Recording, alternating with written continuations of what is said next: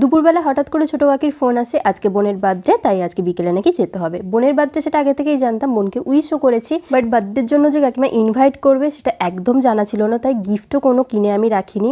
হঠাৎ করে যেহেতু কাকিমা ফোন করেছে বিকেলেই যেতে হবে, তো সেই কারণে ভাবলাম একেবারে রেডি হয়ে বেরিয়ে যায়, একেবারে গিফট কিনে ওই সোজাই বাড়ি চলে যাব। আর আমার বর তো বাড়িতে নেই, কাজসূত্রে বাইরে আছে, আর আমার শ্বশুরমশাই বাড়িতে নেই, তো সেই কারণে আমি আর মা শুধু দুজনেই যাব। তাই মাকে বললাম চলো একেবারে রেডি হয়ে বেরিয়ে যাব, গিফট নিয়ে ওই সোজা চলে যাব। এখন বিকেল 4টে বাজে, আর আমরা রেডি হয়ে বেরোতে তারপর গিফট টিপ নিয়ে যেতে যেতে প্রায় 6টা মতো বেজেই যাবে।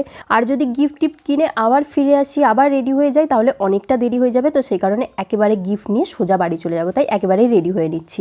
আর গিফট টিপ কেনাটা একটা বিশাল টাফ ব্যাপার, মানে গিফট চুজ করাটা সব থেকে বড় টাফ ব্যাপার। আর যেহেতু বড় বাড়িতে নেই, কী নেবো না নেবো কিচ্ছু বুঝতে পারছি না, মাথায় কিচ্ছু আসছে না। আর ভাবনা চিন্তা করার মতো আমাদের হাতে একটুও টাইম নেই, তাই মাকে বললাম চলো বেরিয়ে যাই, তারপর দেখা যাবে কী নেবো কী নেবো না। আর কী গিফট নিলাম সেটা পরের পার্টে শেয়ার করছি।